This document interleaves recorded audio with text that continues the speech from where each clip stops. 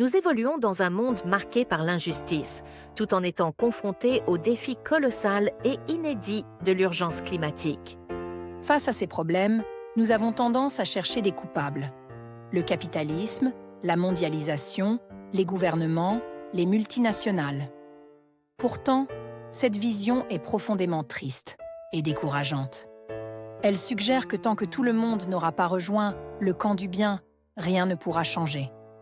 Et si, plutôt que de rejeter la faute sur des structures floues et abstraites, nous nous penchions sur notre propre nature? Après tout, les systèmes que nous critiquons ne sont pas des entités autonomes qui nous oppriment de manière indépendante. Ils ne font que révéler ce que nous sommes. Le capitalisme, avec son accent sur la compétition, l'accumulation et le statut, n'est pas une invention arbitraire. Il est le produit de notre psychologie évoluée, façonnée par des centaines de millénaires de survie dans un monde hostile.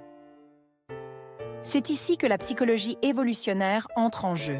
En explorant les origines biologiques et adaptatives de nos comportements, elle nous offre une grille de lecture puissante pour comprendre pourquoi nous pensons et agissons comme nous le faisons. Pourquoi aspirons-nous à la richesse et au pouvoir? Pourquoi sommes-nous parfois égoïstes, conformistes ou tribaux? Ces traits ne sont pas des anomalies. Ils sont le résultat de pressions évolutives qui ont façonné notre espèce. L'humain que nous sommes aujourd'hui est en effet le fruit d'une longue histoire. Une histoire qui a commencé bien avant l'avènement de la civilisation moderne. Nos ancêtres ont dû affronter des défis immenses, survivre dans des environnements dangereux, se nourrir, se reproduire, protéger leur progéniture. Ces défis ont laissé des traces profondes dans notre psychologie, des traces qui influencent encore nos comportements, nos choix et nos relations sociales.